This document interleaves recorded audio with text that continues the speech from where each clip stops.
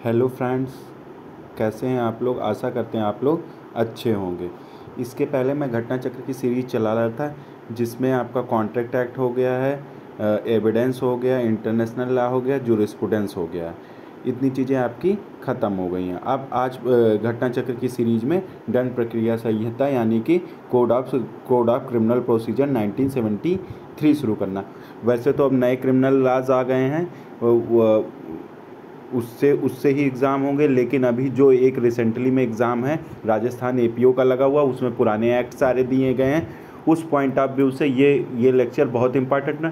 Plus दूसरी चीज़, केवल section change हुए हैं, क्योंकि मर्डर की परिभाषा वही रह गई है, चोरी की परिभाषा वही रह गई, प्रोसीजर सारे सेम है, बस थोड़े टाइम पीरियड चेंज हुए हैं, बस वही दिक्कत है। बाकी कोई डिफिनीशन में कोई चेंजिंग नहीं, तो आपको पुरानी चीज़ें तो याद रखनी ही पड़ेगी, बस सेक्शंस को थोड़ा इधर उधर करना पड़ेगा। इस वजह से ये लेक्चर बहुत इंपॉर्टेंट है, इसको पढ़ते रहिए, ये आपको नहीं छोड़ना है। इन फ्यूचर मैं इसे BNSS में कन्वर्ट करके पढ़ा दूंगा, ठीक है। तो आइए शुरू करते हैं हम अपना लेक्चर।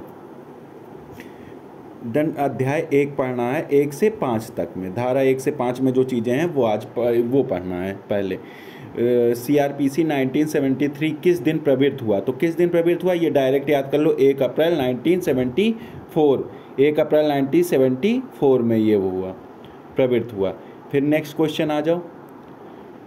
आपराधिक विधि संशोधन अधिनियम 2013 कब प्रवृत्त हुआ, 2000 कब, तो सीधे इसका डेट याद करो, 3 फरवरी 2013 को, 3 फरवरी 2013 को। अब आप आ जाओ नेक्स्ट। दंड प्रक्रिया संहिता 1973 को अंतिम बार कब संशोधित किया गया था, लास्ट बार कब संशोधित किया गया था, मतलब 1973 को अंतिम बार 2018 में। तो किस तारीख को, 11 अगस्त 2018 को संशोधित किया था। ऑप्शन सी, 11 अगस्त 2018 को संशोधित किया गया था। नेक्स्ट आ जाओ। दंड प्रक्रिया संहिता में जमानतीय और गैर जमानतीय अपराधों का वर्गीकरण किसके अंतर्गत। जमानतीय अपराध और गैर जमानतीय अपराध में अंतर कैसे आप पता करोगे, तो कहाँ से पता करोगे, प्रथम अनुसूची से। किससे, प्रथम अनुसूची से पता करोगे। इसका डिटेल पढ़ लेते हैं क्या कहता है। कहता है कि प्रथम अनुसूची अपराधों के वर्गीकरण मतलब बंटवारे के बारे में। इस अनुसूची में भारतीय दंड IPC की धारा में जो अपराध परिभाषित है उनको वर्गीकृत किया गया और बताया गया कौन सा संज्ञेय अपराध है, कौन सा असंज्ञेय, कौन सा जमानतीय, कौन सा अजमानतीय अपराध है। इस सूची में अपराध किस न्यायालय द्वारा विचारने, ट्रायल कौन सा न्यायालय करेगा, ये भी बताया गया, ठीक है। अब आ जाओ नेक्स्ट।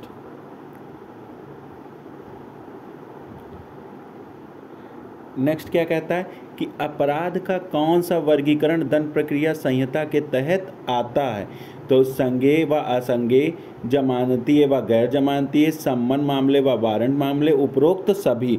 तो इसमें क्या कह रहा है, उपरोक्त सभी आते हैं इसमें। अब इसकी डिटेल पढ़ लेते हैं क्या कहता है। कहता है कि CRPC 1973 प्रथम अनुसूची में अपराधों का वर्गीकरण से संबंधित है। इस अनुसूची में भारतीय दंड संहिता की धाराओं में परिभाषित अपराधों का वर्गीकरण संज्ञेय, असंज्ञेय, जमानतीय, अजमानतीय रूप में किया गया है। इस संहिता में धारा 2 भा मतलब 2 भा में क्या है, वारंट मामले, तो 2X हो जाएगा, 2X में वारंट मामले और 2W में सम्मन मामले हैं, ठीक है। वारंट मामलों को परिभाषित किया गया जिसके अनुसार 2 वर्ष से अधिक कारावास से जो दंडनीय होने वाले अपराध होंगे वो कौन से अपराध कहलाएंगे, वारंट अपराध कहलाएंगे।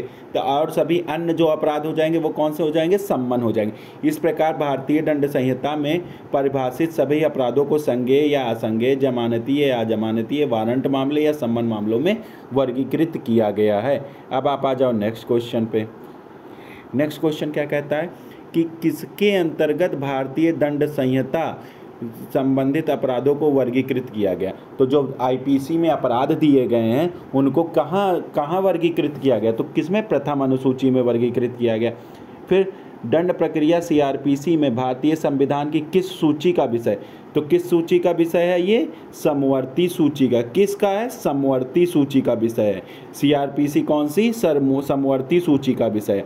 अब इसमें देखो क्या पूछता है, इसमें पूछता है कौन सी समवर्ती सूची का प्रविष्ट एंट्री नंबर, मतलब किस नंबर पर उसको एंट्री मिली है। तो ये दूसरे नंबर, समवर्ती सूची के दूसरे नंबर पर सीआरपीसी को रखा गया है। ठीक है, नेक्स्ट आ जाओ। इसमें कितने अध्याय और कितनी धाराएं? किसमें? सीआरपीसी में। तो 37 अध्याय और 484 धाराएं, ये तो आप हर कोई जानता होगा। नेक्स्ट आ जाओ।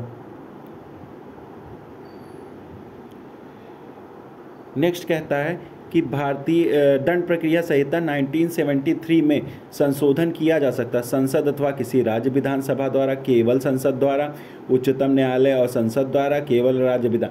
अब आप समवर्ती सूची समझ के ये मत मान दीजिएगा कि संशोधन कर सकता है। संशोधन नहीं कर सकता, उसमें केवल कोई चीज़ थोड़ी बहुत बदलाव कर सकता है, संशोधन नहीं कर सकता है। संशोधन कौन कर सकता है? संसद ही कर सकती है संशोधन। इसमें क्या है? दंड प्रक्रिया 1970 यद्यपि यह एक केंद्रीय अधिनियम है और धारा 1-2 के अनुसार संपूर्ण भारत पर लागू होते, किंतु इसी धारा के परंतु के अनुसार इस संहिता का धारा अध्याय 8, 10 और 11 जो अब कौन सा हो गया नया बीएनएस में जब आप पढ़ोगे तो 9, 11, 12 हो गया। ठीक है, वो तो जब पढ़ाऊँगा बीएनएस तो उसमें कर दूंगा। छोड़कर बाकी सभी उपबंध नागालैंड और जनजातीय क्षेत्रों में लागू नहीं होते हैं और नागालैंड राज्य इसे केवल अनुपूरक, अनुसांगिक या परमाणिक उपांतरित रूप में ही लागू कर सकता है।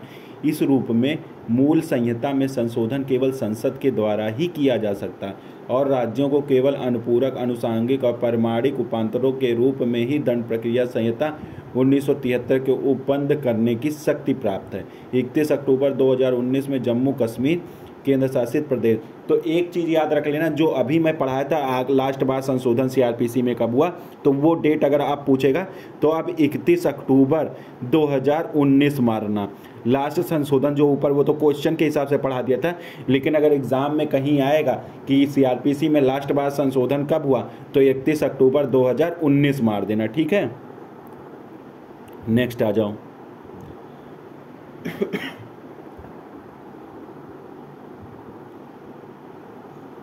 नेक्स्ट क्वेश्चन क्या कहता है?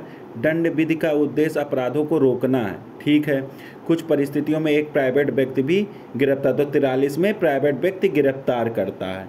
ठीक है, सीआरपीसी पुराने में, नए में शायद ये 40 में आ गया, देख लेना, अभी नया याद नहीं है, शायद 40 में आ गया BNSS में। ठीक है, ये 40 में शायद आ गया है, देख लेना। ये वैसे मैं पुराना याद है, पुराना 43 में, 44 में मजिस्ट्रेट का है। ठीक है, मजिस्ट्रेट गिरफ्तारी करता है। दंड प्रक्रिया संहिता 1973, तो इसमें ए और आर दोनों सही है। ठीक है, ए ऑप्शन। तो इसमें क्या, अपराध को रोकने के लिए प्राइवेट व्यक्ति की अपराधियों को गिरफ्तार करने की कुछ विशेष परिस्थितियों में शक्ति, यानी कि अपराध को रोकने के लिए प्राइवेट व्यक्ति को भी अधिकार दिया गया है कि वह गिरफ्तार कर सकता है। इस कारण कथन और कारण दोनों सत्य हैं और कथन कारण उसकी सही व्याख्या करता है। नेक्स्ट आ जाओ। दंड प्रक्रिया संहिता 1973 सबसे अद्भुत या अद्वितीय विशेषता निम्न में से किसे, मतलब दंड प्रक्रिया की विशेषता क्या सबसे अद्भुत? कार्यपालिका का न्यायपालिका से पृथक्करण, अभियुक्त द्वारा अन्वेषण, जांच या विचारण के दौरान दोषसिद्ध तारीख से पहले भोगी गई निरोध की अवधि का दोषसिद्ध पर अधिरोपित कारावास की अवधि के विरुद्ध मुजरा किया जाना, शीघ्र विचारण किया जाए। उपरोक्त में से कोई नहीं, तो कार्यपालिका का न्यायपालिका से पृथक्करण हो जाएगा। नेक्स्ट आ जाओ।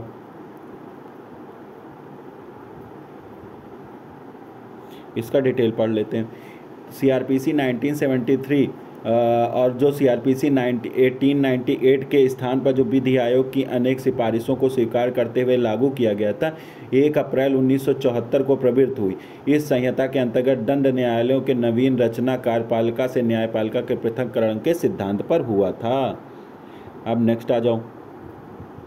जमानतीय अपराध कौन से हैं?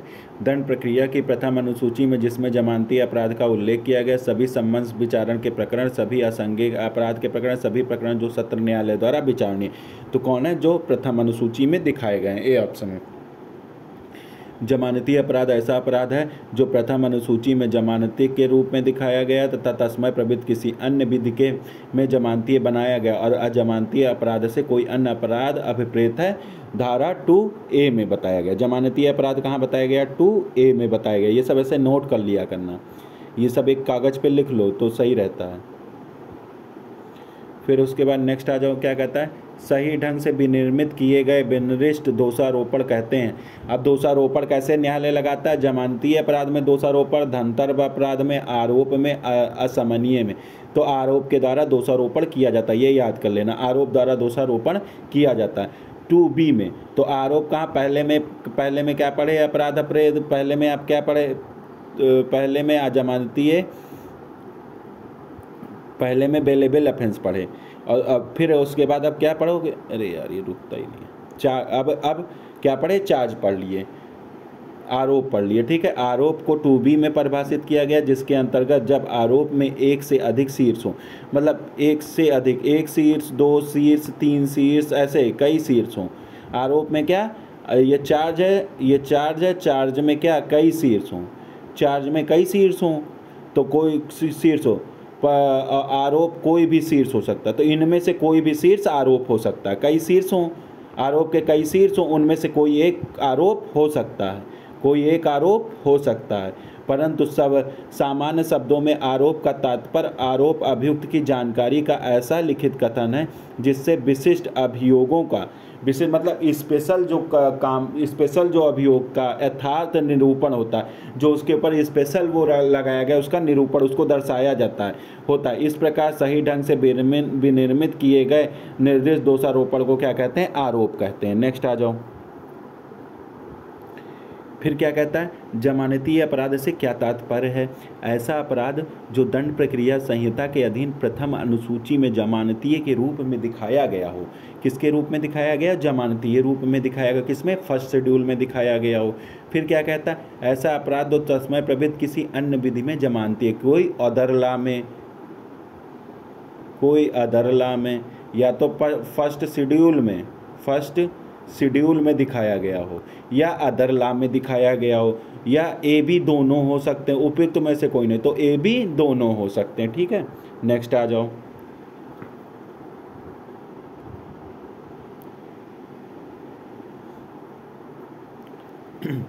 पुलिस रिपोर्ट कहाँ है? 2R में है, हिंदी में याद करना, 2, अंग्रेजी में 2R में दिया गया।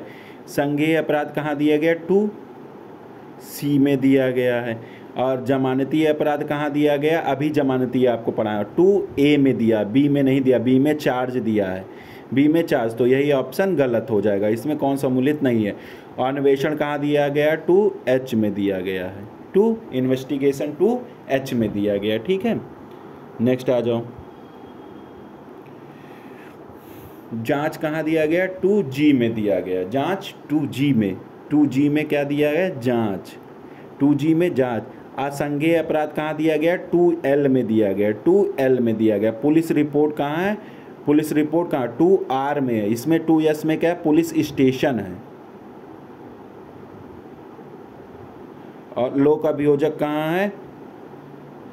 लोक अभियोजक कहाँ है? 2U में, तो ये दोनों गलत है, ये हो जाएगा 2S नहीं होगा, ये 2R होगा। 2S में थाना दिया है, थाने के बारे में, और 2V नहीं होगा, ये 2U होगा, लोक अभियोजक के बारे में। नेक्स्ट आ जाओ, नेक्स्ट क्या कहता है?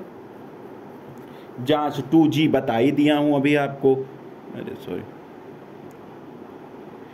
जांच 2G बता दिया। जुडिशियल प्रोसीडिंग, न्यायिक कार्रवाई 2I में दिया है। पुलिस थाना 2S में अभी बताया हूँ। और प्लीडर 2Q में प्लीडर है, 2Q में प्लीडर दिया है, ठीक है।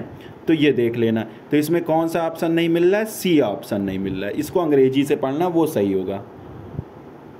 फिर नेक्स्ट आ जाओ, नेक्स्ट क्या कहता है? निम्नलिखित में से कौन सा सही सम्मिलित नहीं है? परिवार 2D में सही है, 2D में, ठीक है, 2D में परिवार हो गया। पुलिस रिपोर्ट 2R में, 2D में, ठीक है, 2R में हो गया।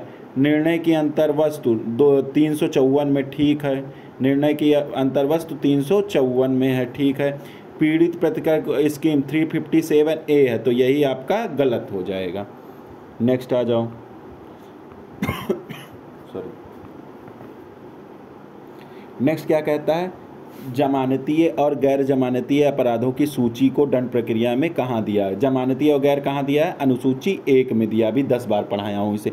जमानतीय और गैर जमानतीय अपराधों की परिभाषा संहिता की धारा 2 का में दी गई है। इन अपराधों में सूची 1 में दी गई हैं, जबकि सूची 2 में विभिन्न प्रारूप मतलब सम्मन कैसा होगा, वारंट कैसा होगा, कुर्की के प्रतिभूत और बंधपत्र कैसे होंगे के आदेश इत्यादि का प्रारूप दिया गया। धारा 106 में दोष सिद्ध पर सदाचार हेतु प्रत्याभूति तथा धारा 102 में अभ्यासिक अपराधियों के से सदाचार हेतु प्रत्याभूति का प्रावधान किया गया। ये इंपॉर्टेंट है, इसको पढ़ लेना एक बार। नेक्स्ट आ जाओ। फिर क्या कहता है, संज्ञेय अपराध में पुलिस अधिकारी आरोपी को वारंट के बिना गिरफ्तार नहीं कर सकता है।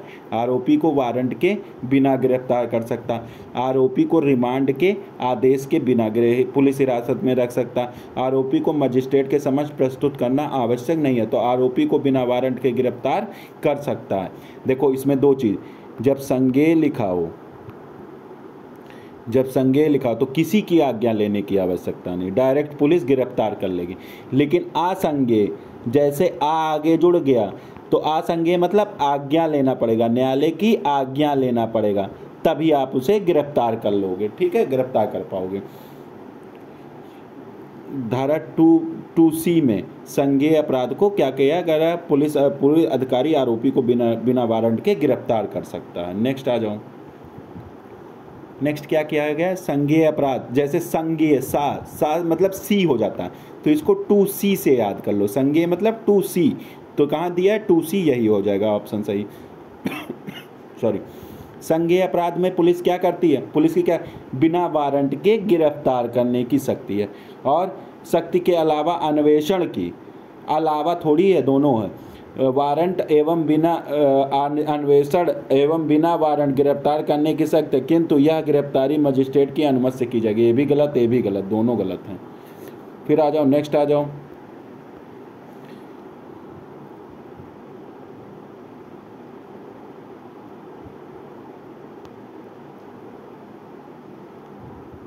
नेक्स्ट क्या कहता है, बिना वारंट के गिरफ्तारी सहित अन्वेषण, बिना वारंट के गिरफ्तारी सहित अन्वेषण, यही ऑप्शन सही हो जाएगा।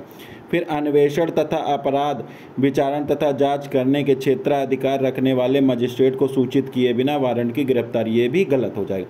तो अब इसका डिटेल पढ़ लो। दंड प्रक्रिया संहिता 1973 2C के अनुसार संज्ञेय अपराध के ऐसे अपराध अपराध हैं जिसमें पुलिस अधिकारी प्रथम अनुसूची के तस्मय प्रवृत्त किसी अन्य विधि के अनुसार अभियुक्त को बिना टिकट बिना वारंट गिरफ्तार कर सकता है। धारा 156(1) के अंतर्गत पुलिस थाने के बाहर साधक अधिकारी मजिस्ट्रेट के आदेश के बिना संज्ञेय मामलों में अन्वेषण, तो इन्वेस्टिगेशन की धारा कौन सी, 156A, बिना मजिस्ट्रेट के आदेश के वो इन्वेस्टिगेशन कर लेगा, ठीक है, इन्वेस्टिगेशन कर लेगा बिना मजिस्ट्रेट के आदेश के, 156 याद कर लेना। अन्वेषण करने की शक्ति करता है। इस प्रकार संज्ञेय अपराध के मामले में पुलिस को बिना वारंट के गिरफ्तार सहित अन्वेषण करने की शक्ति धारा 8 के उपबंधों के अनुसार दिया गया, 156 धारा 8 के उपबंधों के अनुसार दिया गया। अब आ जाओ नेक्स्ट क्वेश्चन पे। एक संज्ञेय अपराध विचारणीय होता है न्यायिक मजिस्ट्रेट, प्रथम श्रेणी, मुख्य न्यायिक मजिस्ट्रेट, सत्र न्यायालय, इनमें से सभी द्वारा। तो संज्ञेय अपराध सभी द्वारा। दंड प्रक्रिया संहिता की प्रथम अनुसूची में विहंगम अवलोकन से यह स्पष्ट है कि संज्ञेय अपराध का विचारण किसी भी मजिस्ट्रेट या न्यायालय द्वारा किया जा सकता है। नेक्स्ट आ जाओ। दंड प्रक्रिया संहिता 1973 की धारा 2D में परिभाषित परिवाद निम्नलिखित में कैसे अपराध से संबंधित है। तो केवल संज्ञेय अपराध से, केवल असंज्ञेय अपराध से, ए बी दोनों से उपयुक्त में से कोई नहीं। तो परिवाद चाहे संज्ञेय और असंज्ञेय दोनों का किया जा सकता है। नेक्स्ट आ जाओ। नेक्स्ट क्या कहता है, एक पुलिस ऑफिसर से वारंट के बिना जेड को जिसने हत्या की है पकड़ लेता है। ए ने कौन सा अपराध किया है, मतलब ए ने कौन सा, ए ने कोई अपराध नहीं किया है भाई, हत्या का वो है तो कैसे कोई अपराध करेगा। अब इसका डिटेल पढ़ लो। दंड प्रक्रिया धारा 2C में संज्ञेय अपराध को परिभाषित करती है और 2C के अनुसार संज्ञेय अपराध से तात्पर्य ऐसे अपराध से और ऐसे मामले से जिसमें पुलिस अधिकारी प्रथम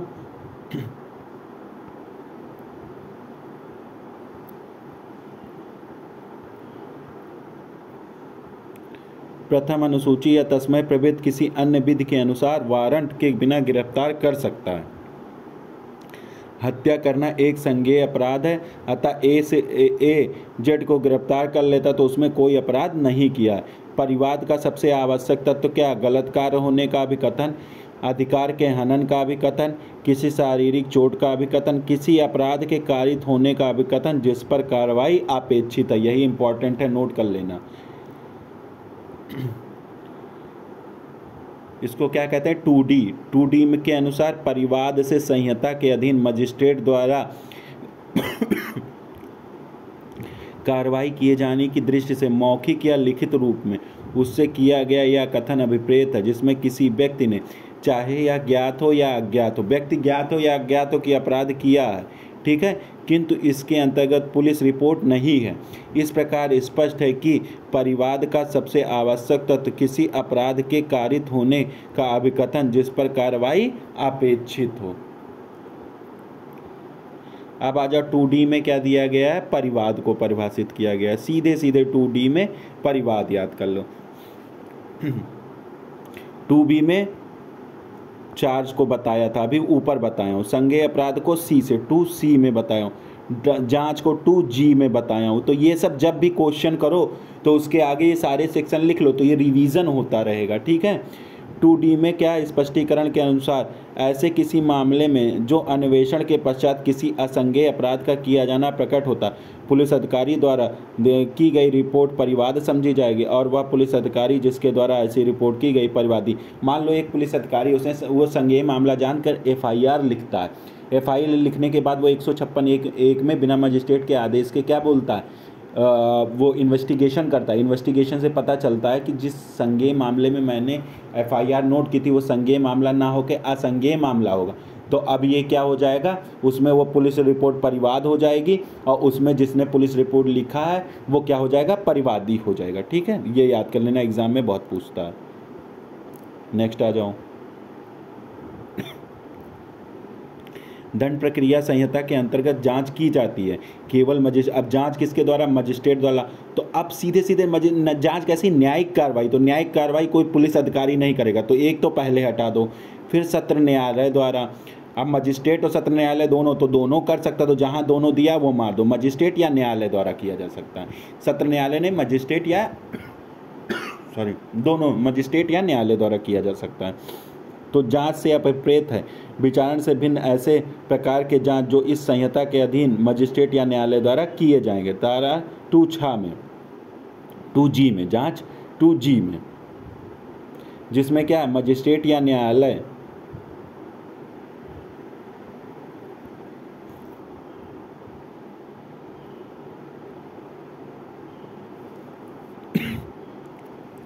द्वारा किया जाता है। विचारण ट्रायल शब्द को 2G में ही रखा, लेकिन कहीं इसका 2G में प्रयोग तो किया गया लेकिन इसकी परिभाषा कहीं नहीं दी गई है। सामान्यतः मजिस्ट्रेट न्यायालय के समक्ष किसी आपराधिक अभियोग को सिद्ध या असिद्ध करने की संपूर्ण प्रक्रिया क्या कहलाती है? विचारण। सिद्ध ट्रायल किसे कहते हैं? ट्रायल किसे कहते हैं? ट्रायल ये याद कर लेना, जब किसी मजिस्ट्रेट या न्यायालय के समझ, मजिस्ट्रेट या कोर्ट के समझ, जो मजिस्ट्रेट है या कोर्ट के समय किसी अपराध को प्रूव करने के लिए या किसी अपराध को डिसप्रूव करने के लिए, ठीक है, जो प्रोसीजर अपनाया जाता है, ठीक है, जो प्रोसीजर अपनाया जाता उसी को क्या कहते हैं? हम ट्रायल कहते हैं, ठीक है। उसी को हम क्या कहते हैं? ट्रायल, यानी कि विचारण कहते हैं। कैसे? मजिस्ट्रेट या कोर्ट के सामने किसी भी मैटर को सिद्ध करने के लिए, प्रूव करने या डिसप्रूव करने के लिए जो प्रोसीजर अपनाया जाता उसी को हम क्या कहते हैं? ट्रायल कहते हैं, ठीक है। अब नेक्स्ट आ जाओ।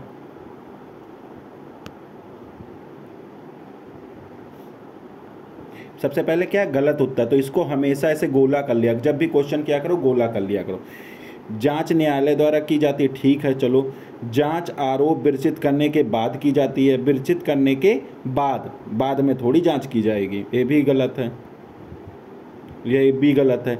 जांच आरोप विरचित करने के पूर्व की जाती है, पहले की जाती है, ये भी सही है, ठीक है। जांच मजिस्ट्रेट द्वारा, ये भी सही है, तीनों सही। तो कौन सा? बी ऑप्शन गलत हो जाएगा, ठीक है। तो इसमें क्या हो जाएगा? 2G के अनुसार जांच न्यायालय या मजिस्ट्रेट द्वारा की जाती है। चूँकि जांच का उद्देश्य यह पता करना होता है कि अभियुक्त के खिलाफ मामला बनता है कि नहीं, इसलिए यह आरोप विरचित करने के पूर्व की जाती है। नेक्स्ट आ जाओ। Inquiry is conduct by a magistrate with a view to find out a prima facie case, convicted the accused, authorized remand of accused, release the accused under section 436। तो इसमें क्या हो जाएगा, find out the prima facie case. Next आ जाओ। निम्नलिखित में कौन सी प्रक्रिया न्यायिक प्रक्रिया? अन्वेषण, ये कभी हो ही नहीं सकता, इन्वेस्टिगेशन पुलिस करती है तो पुलिस हो ही नहीं सकता। जांच और अन्वेषण, क्योंकि इसमें अन्वेषण आ गया नहीं होगा। जांच और ट्रायल, ये हो सकता है। और देख लेते हैं जांच और अन्वेषण, ये भी क्योंकि इसमें अन्वेषण आ गया, तो जांच और विचारण, सी ऑप्शन सही है। धारा 2G के अनुसार जांच से अपराध है, विचारण से भिन्न ऐसे जांच जो इस संहिता के अधीन मजिस्ट्रेट या न्यायालय द्वारा किया जाए। विचारण को संहिता में परिभाषित नहीं किया गया, किंतु सामान्य रूप में न्यायालय में अपराध सिद्ध या असिद्ध करने की पूरी प्रक्रिया विचारण कहा जाता, जो पूर्णतया न्यायिक प्रक्रिया। अतः यह स्पष्ट है कि जांच और विचारण एक न्यायिक प्रक्रिया है। नेक्स्ट आ जाओ। दंड प्रक्रिया संहिता 2H को परिभाषित, 2H में किसको? 2H अन्वेषण को, 2G में जांच को, 2G में जांच को, 2G में क्या है? जांच है। आरोप को अभी बताया हूँ। 2B में, अपराध को 2N में। ये सब याद कर लो, ऐसे याद होना चाहिए जबान पे। नेक्स्ट आ जाओ। देखो दिया 2H में किसको परिभाषित किया गया? अन्वेषण को। आरोप को कहाँ परिभाषित? 2B में। जांच को 2G में, और अपराध को 2N में यहाँ दे दिया। ठीक है, तो इसको याद कर लेना आप लोग। मजिस्ट्रेट या न्यायालय करता है, क्या करता है? जांच करता है। ठीक है, कौन सा सही सम्मिलित है? इसका उद्देश्य साक्ष्य इकट्ठा, जांच का उद्देश्य साक्ष्य इकट्ठा नहीं, अन्वेषण का उद्देश्य साक्ष्य इकट्ठा करना होता है, ये भी गलत है। यह साधारण आपराधिक मामलों का दूसरा चरण है। ये जांच दूसरा चरण, ठीक है, सही है। यह न्यायिक कार्रवाई नहीं है, ठीक है, ये भी सही है। तो इसमें कौन सा हो जाएगा? इसमें हो जाएगा तीसरा और चौथा, यानी कि सी ऑप्शन सही हो जाएगा। संयोजन 3 और 4 सही सम्मिलित है, जबकि जांच का कार्य मजिस्ट्रेट या न्यायालय करता है तथा अन्वेषण का उद्देश्य साक्ष्य एकत्र करना, अतः संयोजन 1 और 2 सही है। नेक्स्ट आ जाओ। क्या कहता है? 270 क्या? न्यायालय की भाषा है। 272 में क्या दिया गया? न्यायालय की, ए के बाद क्या हो जाएगा? 2 का ए हो जाएगा। फिर 2D परिवाद, तो यहाँ क्या हो जाएगा? परिवाद में बी हो जाएगा, परिवाद में बी हो जाएगा। फिर उसके बाद 321 का क्या हो जाएगा? अभियोजन को वापस लेना, इसका क्या हो जाएगा? सी हो जाएगा। और फिर उसके बाद 257 में क्या है? अभियोजन को वापस लेना 321 में, परिवाद को वापस लेना 257 में है, यानी कि ये डी हो जाएगा।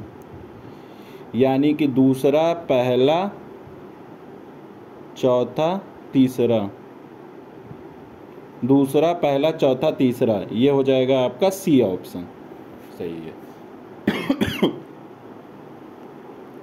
इसमें 2 क्वेश्चन याद कर लेना। 321, इसको जब भी पढ़ो साथ में। 251, तो जो पहले परिवाद को वापस लेना कहाँ दिया गया है? इसमें दिया गया है। कंप्लेंट को वापस करना 251 में, और अभियोजन को, केस को वापस करना 321 में बताया गया है, और अभियोजन को 251 में। ये दोनों धाराएं याद कर लेना, खूब पूछता है।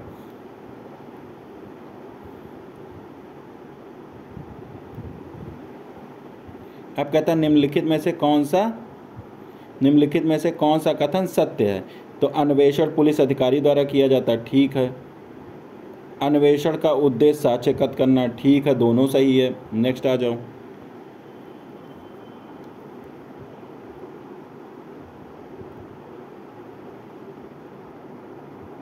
अन्वेषण न्यायिक कार्रवाई, गलत है। अन्वेषण न्यायिक कार्रवाई नहीं है, सही है। तो इसका हो जाएगा पहला, दूसरा, चौथा, पहला, दूसरा, चौथा, यानी कि बी ऑप्शन सही हो जाएगा इसमें। फिर नेक्स्ट आ जाओ। अब इसका डिटेल भी पढ़ लो। क्या कहता है? 2H के अनुसार अन्वेषण में ऐसी कार्रवाई जो पुलिस अधिकारी द्वारा मजिस्ट्रेट से भिन्न व्यक्ति द्वारा मजिस्ट्रेट द्वारा प्राधिकृत किए जाने पर ऐसी कार्रवाई क्या कहलाती है? न्यायिक कार्रवाई नहीं कहलाती। अब नेक्स्ट आ जाओ।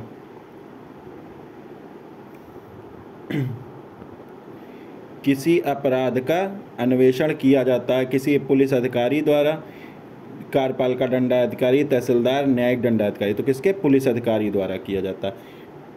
2H में इन्वेस्टिगेशन में सब कार्रवाइयाँ जो पुलिस अधिकारी द्वारा या मजिस्ट्रेट से भिन्न ऐसे व्यक्ति द्वारा साक्ष्य एकत्र के लिए की जाती है जिसे मजिस्ट्रेट ने प्राधिकृत किया, तो सब क्या कहलाता है? इन्वेस्टिगेशन कहलाता है। अन्वेषण का उद्देश्य क्या होता है? इन्वेस्टिगेशन का उद्देश्य क्या होता है? अभियुक्त को गिरफ्तार करना, अभियुक्त को दंड देना, अभियुक्त के विरुद्ध साक्ष्य एकत्र करना, उपयुक्त में से कोई नहीं, तो क्या होता है? साक्ष्य एकत्रित करना होता है। दंड प्रक्रिया संहिता 1973 के धारा 2H के अनुसार अन्वेषण की कार्रवाई साक्ष्य एकत्र करने के लिए की जाती है। अन्वेषण की कार्रवाई साक्ष्य एकत्र करने के लिए की जाती है। अब है कौन सा त्रुटिपूर्ण अन्वेषण यानी कि रॉन्गफुल इन्वेस्टिगेशन के लिए कौन सा केस है? DK बसु बनाम पश्चिम बंगाल, जाहिरा हबीबुल्ला शेख बनाम गुजरात राज्य, जाहिरा हबीबुल्ला शेख बनाम गुजरात राज्य, साक्षी बनाम भारत संघ, दीपेश चाणक बनाम भारत संघ। तो इसमें कौन है? जाहिरा हबीबुल्ला शेख बनाम गुजरात राज्य, यही इम्पॉर्टेंट है। नेक्स्ट आ जाओ।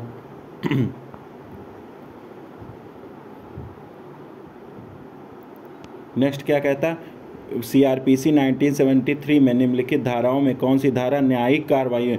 जुडिशियल प्रोसीडिंग, इंग आ गया ना, ING आ गया, तो इसी से याद कर लो, आई से जुडिशियल प्रोसीडिंग यानी कि 2I में दिया है, ठीक है। जुडिशियल प्रोसीडिंग 2I में जुडिशियल प्रोसीडिंग पद न्यायिक कार्रवाई को जुडिशियल प्रोसीडिंग से याद कर लेना, ठीक है। पद को परिभाषित किया गया। इस धारा के अनुसार न्यायिक कार्रवाइयों के अधीन कोई ऐसी कार्रवाई जिसके अनुक्रम में साक्ष्य वैध रूप से शपथ पर लिया जाता है, यही याद कर लो। जो एविडेंस होता है वो किस पे लिया जाता है?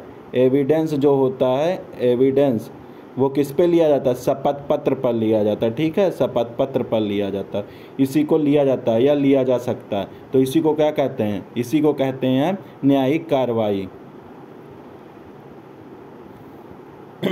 फिर आता है स्थानीय अधिकारिता, लोकल जूरिडिक्शन। लोकल जूरिडिक्शन अब L और J हो गया, तो यही 2J में हो जाएगा। लोकल जूरिडिक्शन मतलब 2J। अब यहाँ को क्या कहते हैं इंग्लिश में? 2J कहते हैं, ठीक है। यही हो जाएगा D में, ठीक है, ठीक है, 2J में हो जाएगा। अब इसको एक्सप्लेनेशन पढ़ लेते हैं क्या दिया है। दंड प्रक्रिया संहिता के 2J में किसी न्यायालय या मजिस्ट्रेट के संबंध में स्थानीय अधिकारिता पद को परिभाषित किया गया, जिसके अनुसार स्थानीय अधिकारिता वह स्थानीय क्षेत्र है जिसके भीतर ऐसे न्यायालय या मजिस्ट्रेट इस संहिता के अधीन अपनी सभी या किन्हीं शक्तियों का प्रयोग कर सकता है। ऐसे स्थानीय क्षेत्र में संपूर्ण राज्य या राज्य का कोई विशिष्ट समिष्ट हो सकता है जो राज्य सरकार अधिसूचना द्वारा निर्दिष्ट करे। अब आ जाओ नेक्स्ट क्वेश्चन पे आ जाओ। असंज्ञेय अपराध का अर्थ एक ऐसा अपराध है जहां असंज्ञेय अपराध का मतलब क्या होता है? असंज्ञेय मतलब मान बताए थे आपको, आगे लग गया यानी कि आज्ञा मतलब मजिस्ट्रेट की आज्ञा से ही आप गिरफ्तार कर सकते हो। अब देखो, पुलिस अधिकारी वारंट के बिना गिरफ्तार कर सकता नहीं, वो संज्ञेय अपराध में होता है। पुलिस अधिकारी वारंट के बिना गिरफ्तार नहीं कर सकता, ये भी सही, ये सही है, ठीक है। पुलिस अधिकारी जमानत दे सकता है, ये गलत है, ठीक है। केवल न्यायालय जमानत दे सकता है, ये भी गलत है, यानी कि आपका बी ऑप्शन सही हो जाएगा।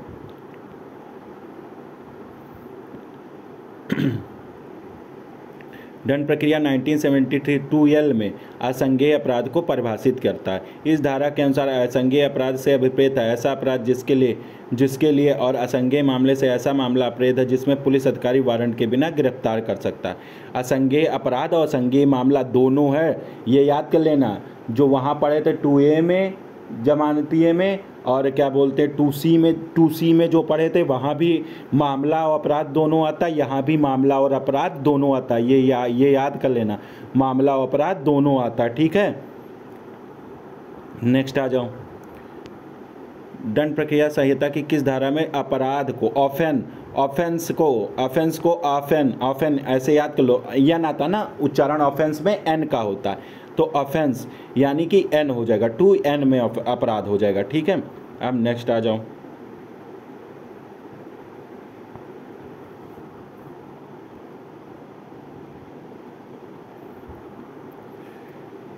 दंड प्रक्रिया संहिता 2N में अपराध शब्द को परिभाषित करती है, जिसके अनुसार अपराध से कोई ऐसा कार्य या लोप, तो अपराध में क्या आता है, कार्य और लोप, ये भी अंडरलाइन कर लेना। अपराध के अंतर्गत कार्य और लोप अभिप्रेत है, जो तस्मय प्रभेद किसी विधि द्वारा दंडनीय बना दिया गया। क्या है दिया गया, इसके अंतर्गत कोई ऐसा कार्य जिसके बारे में पशु अत्याचार अधिनियम 1871 की धारा 20 के अधीन परिवाद किया जा सकता है। यानी कि परिवाद अपराध किसे कहते हैं, जो क्या बोलते हैं, कोई कार्य या लोप जो अपराध के रूप में दिखाया गया हो, या कोई जो पशु अत्याचार अधिनियम 1971 की धारा 20 के तहत जिसमें क्या बोलते हैं परिवाद किया जाता है जिन मामलों में, वो भी अपराध के ही अंतर्गत आएंगे। नेक्स्ट आ जाओ। असंज्ञेय अपराध की प्रकृति होती है जमानतीय और सामान्य, जमानतीय और गंभीर, केवल गंभीर प्रकृति के उपक्रम से सभी, तो जमानतीय और सामान्य होती है। असंज्ञेय अपराध की परिभाषा यह निष्कर्ष निकाला जा सकता है कि असंज्ञेय अपराध की प्रकृति जमानतीय और सामान्य होती है। नेक्स्ट आ जाओ। किस धारा में लोक अभियोजक शब्द को परिभाषित किया, पब्लिक प्रोसिक्यूटर, पब्लिक 2U में, यानी कि पब्लिक प्रोसिक्यूटर, यूटर आता है ना, क्यूटर को यूटर बना लो, तो 2U में। पब्लिक प्रोसिक्यूटर किस में है, U में, 2U में, यानी कि ये धारा 2 पाक में लोक अभियोजक पब्लिक प्रोसिक्यूटर को परिभाषित किया गया। 2 पा मतलब 2U में दिया गया। ठीक है, लोक अभियोजक से संहिता की धारा, और 2U में क्या बताया गया, जो धारा 24 के अधीन नियुक्त किए गए अभिप्रेत हैं, धारा 24 के अंतर्गत जिसको नियुक्त किया गया, और इसके अंतर्गत लोक अभियोजक के निर्देश, तो यानी कि जो लोक अभियोजक नियुक्त किया गया उसके निर्देश में अगर कोई कार्य करने वाला व्यक्ति है तो वो भी पब्लिक प्रोसिक्यूटर माना जाएगा। नेक्स्ट आ जाओ। सम्मन का अर्थ क्या होता है, ऐसा मामला जो वारंट मामला नहीं है। सम्मन मामला क्या कह रहा है, ऐसा मामला जो वारंट मामला नहीं है, या एक ऐसा मामला जिसमें प्रत्याभूत की आवश्यकता नहीं होती, ऐसा मामला, एक ऐसा मामला जिसके द्वारा चोरी के अपराध का विचारण होता है, एक ऐसा मामला जिसमें विचारण के दौरान सम्मन जारी किया जा सकता है। तो इसमें क्या कहते हैं, इसको सीधे सीधे कहा जाता है एक ऐसा मामला जो वारंट मामला नहीं है, यही ऑप्शन हो जाएगा। अब इसकी डिटेल पढ़ लो। CRPC 1973 के धारा 2B 2 बा मतलब सम्मन मामला मतलब 2W, ठीक है, 2W क्या हो गया, सम्मन मामला को परिभाषित करती है।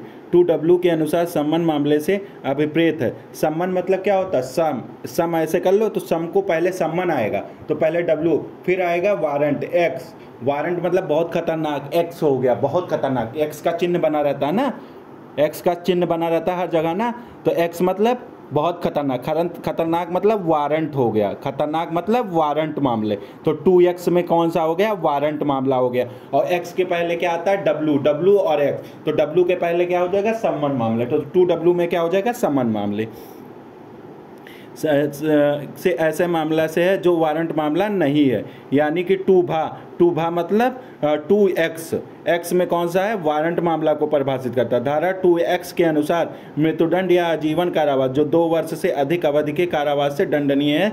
यानी कि एक चीज डालो, अगर 2 वर्ष से नीचे है तो सम्मन मामला हो जाएगा, और 2 वर्ष से ऊपर है तो वारंट मामला हो जाएगा, ये याद कर लेना। 2 वर्ष से नीचे है तो कौन सा मामला हो जाएगा, सम्मन मामला हो जाएगा, और 2 वर्ष से ऊपर है तो कौन सा मामला हो जाएगा, वारंट मामला हो जाएगा। ठीक है, नेक्स्ट आ जाओ। सम्मन मामले से ऐसा मामला अभिप्रेत है जो संबंधित है सम्मन मामला ऐसा मामला अभिप्रेत है जो संबंधित है 2 वर्ष से अधिक के अवधि के कारावास से दंडनीय। तो ये कौन सा वारंट हो गया, ये भी नहीं होगा। 2 वर्ष तक के कारावास से दंडनीय अपराध। और आगे देख लेते हैं, पहले ऑप्शन ए भी हो सकता है लेकिन ऑप्शन देख लेते हैं। आजीवन कारावास से दंडनीय उपरोक्त में से कोई नहीं, तो कौन सा है? 2 वर्ष तक के कारावास वाला बी ऑप्शन सही हो जाएगा इसमें, ठीक है, बी ऑप्शन सही हो जाएगा। 2 वर्ष से अधिक, तो जैसे 2 वर्ष से दंडनीय अपराध होगा तो किससे संबंधित? वारंट मामला। जैसे अधिक पाओगे वैसे कौन सा मार देना? वारंट मामला मार देना। आहत को दंड प्रक्रिया संहिता की कौन सी धारा में परिभाषित किया गया? तो 2WA में परिभाषित किया गया। वारंट सम्मन और वारंट के बीच में कौन सा आएगा? इसी के बीच में 2WA आ जाएगा, पीड़ित व्यक्ति। विक्टिम कौन सा आ जाएगा? विक्टिम। विक्टिम को याद कर लेना, वी से विक्टिम, W याद कर लेना इसको करके ऐसे। तो ये 2WA पीड़ित, आहत व्यक्ति से संबंधित ऐसा व्यक्ति अपराध है जो किसी ऐसे कार्य या लोप के कारण कारित हानि या क्षति से पीड़ित हुआ है जिसके लिए अभियुक्त व्यक्ति को आरोपित किया गया और पद पीड़ित में उसके संरक्षक या विधिक उत्तराधिकारी सम्मिलित है। तो कौन कौन सम्मिलित है? संरक्षक भी पद सम्मिलित है, उसका विधिक अधिकारी भी सम्मिलित है। इस परिभाषा को CRPC अधिनियम 2008 की धारा 2 को अंतःस्थापित किया गया जो 31/12/2009 से प्रभावी हुई, ठीक है। नेक्स्ट आ जाओ। पीड़ित शब्द को निम्नलिखित में किसके अंतर्गत परिभाषित किया गया? तो 2WA में परिभाषित किया गया। नेक्स्ट आ जाऊं। नेक्स्ट क्या कहता है? दंड प्रक्रिया संहिता 2WA के अंतर्गत पीड़ित शब्द निम्नलिखित में से कौन सा सही है? जिससे कोई हानि होती है, जिससे कोई क्षति होती है, विधिक उत्तराधिकारी सम्मिलित है किंतु अभिभावक नहीं, तो यही गलत हो जाएगा। इसमें क्या पूछा है? कौन सा सही नहीं है? तो यही C ऑप्शन सही नहीं है, ठीक है। नेक्स्ट आ जाऊं।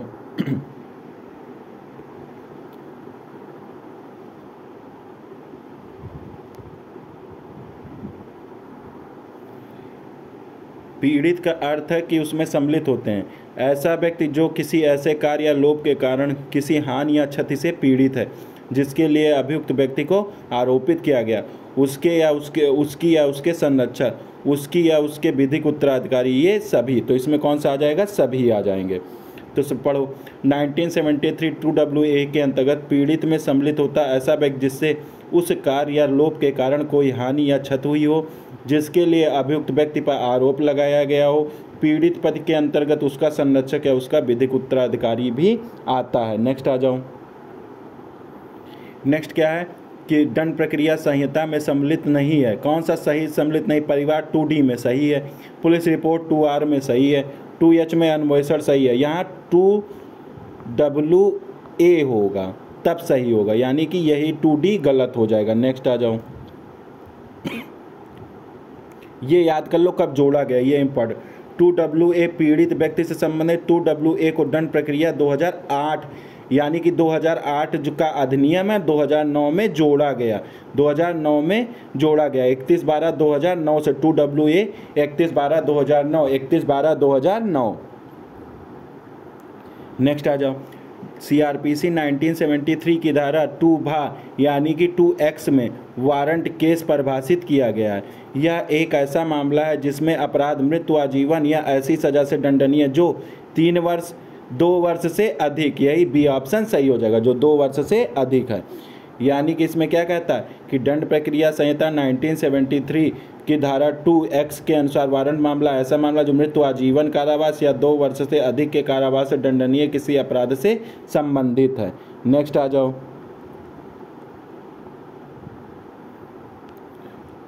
वारंट मामले में विचारण में न्यायालय प्रथम अवस्था पर ही अभियुक्त के विरुद्ध गिरफ्तारी वारंट जारी कर सकता है। पुलिस अधिकारी वारंट के बिना गिरफ्तार नहीं कर सकता। केवल ये अपराध सम्मिलित हैं जिन्हें कारावास की अधिकतम सजा 2 वर्ष से अधिक नहीं होगी। केवल वे मामले सम्मिलित हैं जो मृत्यु, आजीवन कारावास या 2 वर्ष से अधिक कारावास से दंडनीय। तो डी ऑप्शन सही हो जाएगा। 2X के अनुसार क्या है? वारंट मामला ऐसा मामला है जो मृत्यु, आजीवन कारावास या 2 वर्ष से अधिक के कारावास से दंडनीय किसी अपराध से संबंधित है। वारंट मामले में विचारण की प्रक्रिया 238 से लेकर 250 तक, 238 से 250 तक वारंट और 225 से 237 कोर्ट ऑफ सेशन वाला विचारण। पढ़े नहीं हो? ऐसे पढ़ना, ठीक है। ये सब जोड़ जोड़ के ऐसे पढ़ा करना, ठीक है। 225 से 237 देखो मैं ट्रायल का वो बता दे रहा हूँ, ठीक है। देखो ये ट्रायल समझ लो क्या है ट्रायल।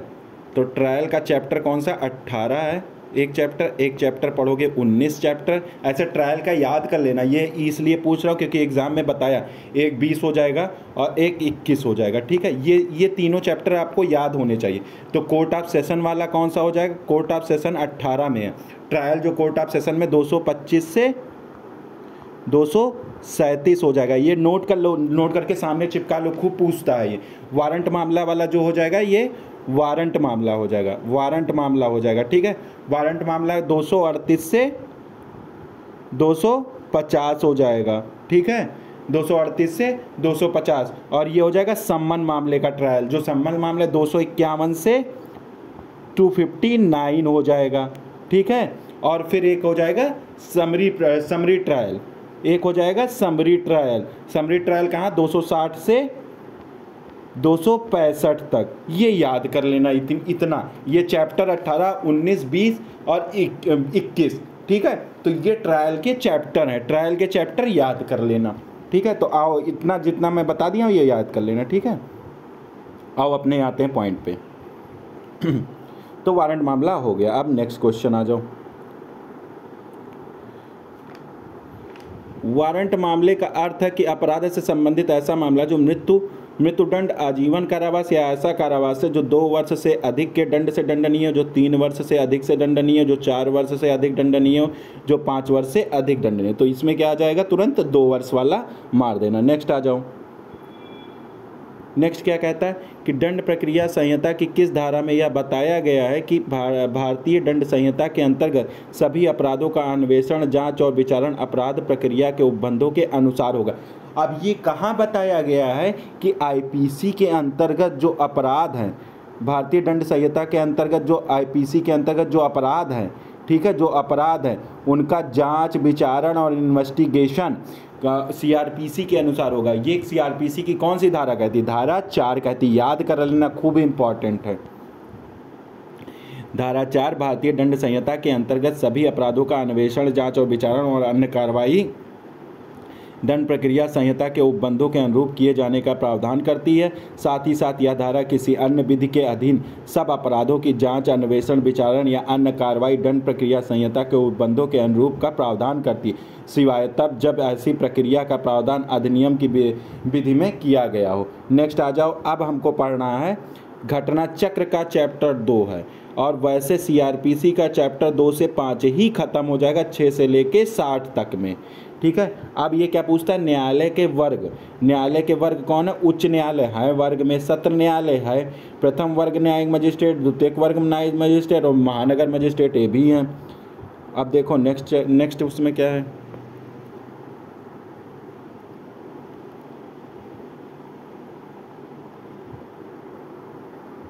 कार्यपालक मजिस्ट्रेट, ये भी हैं। तो इसमें कौन सा ऑप्शन हो जाएगा? सभी हो जाएंगे।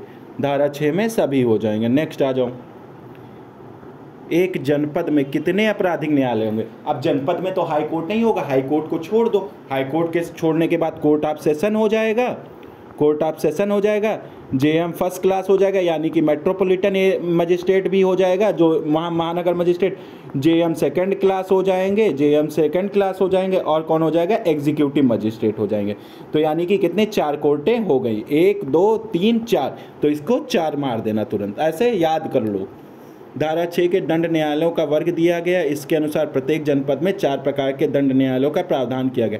इसमें सत्र न्यायालय, प्रथम वर्ग न्यायिक मजिस्ट्रेट और महानगर मजिस्ट्रेट हो जाएगा, और द्वितीयक वर्ग न्यायिक मजिस्ट्रेट और कार्यपालक मजिस्ट्रेट आता है, ठीक है। नेक्स्ट आ जाओ। दंड प्रक्रिया संहिता के अंतर्गत निम्नलिखित में से कौन सा आपराधिक न्यायालय बताया गया है? निम्नलिखित में से कौन सा आपराधिक न्यायालय बताया गया? उच्च न्यायालय, सत्र न्यायालय, न्यायिक मजिस्ट्रेट, सभी। तो इसमें सभी, धारा 6 में दंड न्यायालयों में सभी आ जाएंगे। उच्च न्यायालय को भी शामिल किया गया। देखो दे दिया यहाँ पे, ऐसे मत, वहाँ ऐसे दिया है 4 ठो, तो 4 नहीं, उच्च न्यायालय भी दिया है, ठीक है। उच्च न्यायालय इस संहिता से भिन्न किसी विधि के अधीन गठित न्यायालयों के अतिरिक्त, ठीक है। उच्च न्यायालय भी आ जाएगा, तथा इतने न्यायालय, यानी कि टोटल मिला के 5 प्रकार के न्यायालय। लेकिन डिस्ट्रिक्ट में पूछेगा तो 4 प्रकार के न्यायालय, ठीक है। नेक्स्ट आ जाओ। दंड प्रक्रिया संहिता की किस धारा में यह व्यवस्था किया गया कि उच्च न्यायालय आपराधिक न्यायालय हो सकता है? तो ये कहाँ दिया गया? धारा 6 में, धारा 7 में, धारा 8 में। कहाँ दिया गया? धारा 6 में दिया गया, धारा 6 में दिया गया। नेक्स्ट आ जाओ।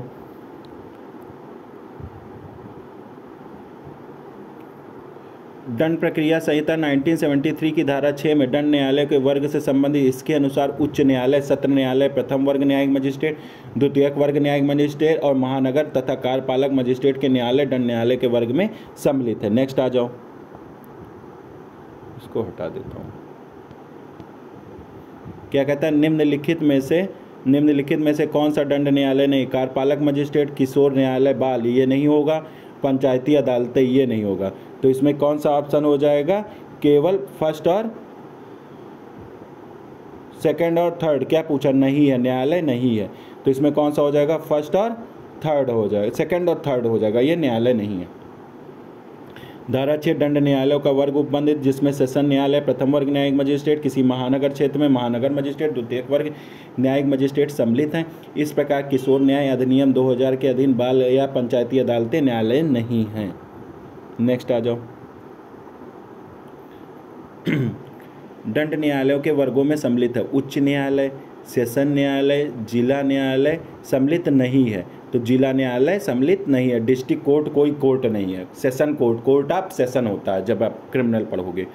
धारा 6 के अधीन सेशन न्यायालय, प्रथम वर्ग न्यायिक मजिस्ट्रेट और किसी महानगर क्षेत्र में महानगर मजिस्ट्रेट, द्वितीयक वर्ग में न्यायिक मजिस्ट्रेट, कार्यपालक मजिस्ट्रेट दंड वर्ग में आते। इस प्रकार जिला न्यायालय दंड न्यायालय के वर्ग में सम्मिलित नहीं है। नेक्स्ट आ जाओ।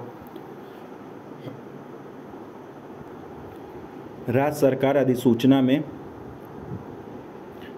अधिसूचना द्वारा राज्य के किसी भी क्षेत्र को आपराधिक प्रक्रिया संहिता के प्रयोजन के लिए किसी महानगर क्षेत्र को घोषित कर सकता है जिसकी संख्या 10 लाख, 5 लाख, 7 लाख, 3 लाख। तो कौन सा हो जाएगा? 10 लाख। दंड प्रक्रिया संहिता 1973 की धारा 8 के अनुसार राज्य सरकार किसी क्षेत्र को महानगर क्षेत्र घोषित करेगी जब उसकी आबादी 10 लाख से अधिक होगी। नेक्स्ट आ जाओ। क्या करता? किसी जनपद में सत्र न्यायालय स्थापित करने का प्राधिकार, अगर देखो कोर्ट को स्थापित करना है तब तो स्टेट गवर्नमेंट हो जाएगा, गवर्नमेंट हो जाएगी। और अगर जजों की नियुक्ति करना है तो इसमें कौन हो जाएगा? हाई कोर्ट हो जाएगा। ठीक है, ये मारना। तो यहाँ पे कौन करेगा? राज्य सरकार करेगी। ठीक है, न्यायालय स्थापना कौन करेगा? राज्य सरकार करेगी। आज के लिए यही लास्ट पेज है, उसके बाद नेक्स्ट लेक्चर पढ़ाऊँगा। ज़्यादा बड़ा कर देता हूँ वीडियो तो लोगों को देखने में मज़ा नहीं आता। लोग कंप्लेन कर रहे थे कि सर ज़्यादा बड़ा मत किया करिए, छोटा छोटा रहता है तो रिवीजन करने में सही रहता है। ठीक है, तो आ जाओ, आज का ये लास्ट है। दंड प्रक्रिया संहिता की धारा 9(1) के अनुसार राज्य सरकार प्रत्येक सेशन खंड के लिए सेशन न्यायालय स्थापित करेगा। इस धारा के अनुसार किसी जनपद में सत्र न्यायालय स्थापित करने का प्राधिकार क्षेत्र राज्य सरकार के पास है। अब आ जाओ फिर, सत्र न्यायालय की स्थापना की जाती उच्च न्यायालय द्वारा, राज्य सरकार द्वारा, केंद्र सरकार द्वारा, राज्य के राज्यपाल द्वारा। तो सत्र न्यायालय की स्थापना किसके? राज्य सरकार के द्वारा की जाती है, अभी बताया हूँ। अब न्यायाधीशों की नियुक्ति कौन करता है? देखो क्वेश्चन पूछ लिया तुरंत, तो यहीं तुरंत देख लो, उच्च न्यायालय मार देना। जैसे देखना हाई कोर्ट। न्यायालयों में जजों की नियुक्ति कौन करता है? High court. और किस धारा के तहत कोर्ट ऑफ सेशन में होती है जजों की नियुक्ति? प्रत्येक सेशन न्यायालय में एक न्यायाधीश पीटा जो उच्च न्यायालय द्वारा, हाई कोर्ट द्वारा। तो सेक्शन 9 का क्लास 2 आ जाओ, ये कोर्ट ऑफ सेशन हो गया। 9 के क्लास 2 का क्या प्रावधान करता है ये याद कर लेना, अभी बताया हूँ। प्रत्येक सेशन खंड के लिए एक सेशन न्यायालय की स्थापना होगी। प्रत्येक सेशन न्यायालय के लिए एक पीठासीन न्यायाधीश होगा जो उच्च न्यायालय द्वारा नियुक्त किया जाएगा। यही बी ऑप्शन सही हो जाएगा। नेक्स्ट आ जाओ। नेक्स्ट क्या है? सहायक सत्र न्यायाधीश की नियुक्ति कौन करता है? सहायक सत्र न्यायाधीश। सहायक सत्र न्यायाधीश राज्य सरकार द्वारा, बिल्कुल नहीं, गलत है। राज्य लोक आयोग द्वारा, बिल्कुल गलत है। सत्र न्यायालय द्वारा, बिल्कुल गलत है। संबंधित राज्य के उच्च न्यायालय द्वारा, यही सही है। 9(3) के अनुसार उच्च न्यायालय में अपर सेशन न्यायाधीश और सहायक सेशन न्यायाधीशों की अधिकारिता का प्रयोग करने के लिए नियुक्त किया जाता उच्च न्यायालय। अब आ जाओ नेक्स्ट क्वेश्चन पे। नेक्स्ट क्वेश्चन क्या कहता है? जनपद के मुख्य न्यायिक मजिस्ट्रेट की नियुक्ति यानी कि CGM की नियुक्ति कौन करता है? राज्यपाल। राज्य सरकार हटा दो, जनपद का न्यायाधीश ये भी हटा दो, उच्च न्यायालय जैसे आएगा तुरंत हाई कोर्ट मार देना। धारा 12 के अनुसार, ये याद कर लेना, धारा 12 के अनुसार CGM की नियुक्ति होती है। कोर्ट ऑफ सेशन की कहाँ जजों की नियुक्ति है, 9 में है, 9(2) और 9(3) में पढ़ा गया है। और फिर आ जाओ CGM की आ जाओगे तो 12 में है। मुख्य न्यायिक मजिस्ट्रेटों की नियुक्ति तथा अधीनस्थ अधिकारिता संबंधी इसके अनुसार उच्च न्यायालय प्रत्येक जिले में एक प्रथम वर्ग न्यायिक मजिस्ट्रेट और मुख्य न्यायिक मजिस्ट्रेट की नियुक्ति करता है। नेक्स्ट आ जाओ, नेक्स्ट क्या है, CRPC की धारा 13 के अनुसार विशेष न्यायिक मजिस्ट्रेट की नियुक्ति की जा सकती है 1 वर्ष से अधिक अवधि के लिए, 2 वर्ष के लिए, 3 वर्ष के लिए, उपयुक्त में से कोई नहीं। तो 1 वर्ष के लिए स्पेशल जुडिशियल मजिस्ट्रेट SJM इनकी नियुक्ति कितने, 1 साल के लिए की जाती है। ठीक है, धारा 13(2) में, 12 में CGM, 13 में स्पेशल JM। ठीक है विशेष न्यायिक मजिस्ट्रेट की नियुक्ति एक समय में 1 वर्ष से अधिक अवधि के लिए की जाएगी, जिसकी उच्च न्यायालय साधारण या विशेष आदेश द्वारा निर्दिष्ट करेगा। ठीक है, नेक्स्ट आ जाओ। अब देखो क्या कहता है, अधिसूचना के अनुसरण में तिहाड़ जेल में सत्र न्यायालय की बैठक करना संवैधानिक असंवैधानिक नहीं था। यह धारित किस केस में बताएगा, अजायब सिंह बनाम जोगिंदर सिंह, इनरी मधुमल्ली में बनाम स्टेट बैंक ऑफ बॉम्बे बनाम काठी कालू, केहर सिंह बनाम स्टेट ऑफ पंजाब वाला केस है। ये हो जाएगा डी, ये हो जाएगा इसमें डी ऑप्शन, केहर सिंह वाला ही केस है। ये आया 1989 में कि तिहाड़ जेल में अगर कोर्ट ऑफ सेशन बैठा दी गई है तो उसे असंवैधानिक नहीं माना जाएगा, अवैधानिक नहीं माना जाएगा। नेक्स्ट क्वेश्चन आ जाओ, आज का लास्ट क्वेश्चन है, फिर मिलते हैं हम लोग नेक्स्ट लेक्चर में।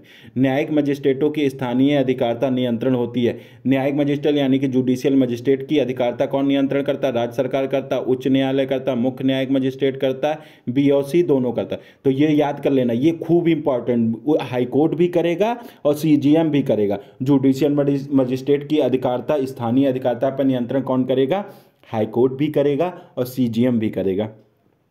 ये कैसे करता है, धारा 24 में न्यायिक मजिस्ट्रेट की स्थानीय अधिकारिता के बारे में प्रावधान। धारा 14(1) के अनुसार उच्च न्यायालय के नियंत्रण के अधीन रहते हुए मुख्य न्यायिक मजिस्ट्रेट समय समय पर उन क्षेत्रों की स्थानीय अधिकारिता को परिनिश्चित कर सकता है जिसके अंदर धारा 11 या 13 के अधीन नियुक्त मजिस्ट्रेट या उन सब शक्तियाँ उनमें किन्हीं का प्रयोग किया जा सकेगा जो इस संहिता के अधीन उसमें निहित है। तो आज के लिए बस इतना ही। अगर मेरी मेहनत आपको अच्छी लगती है तो प्लीज़ लाइक और सब्सक्राइब कर दे, दोस्तों में भी शेयर कर दे, जिससे मेरा थोड़ा अभी इनिशियल फेज़ है तो थोड़े सब्सक्राइबर बढ़ जाएंगे, मेरी मेहनत सफल हो जाएगी। तो इसके लिए बहुत बहुत धन्यवाद एंड थैंक यू।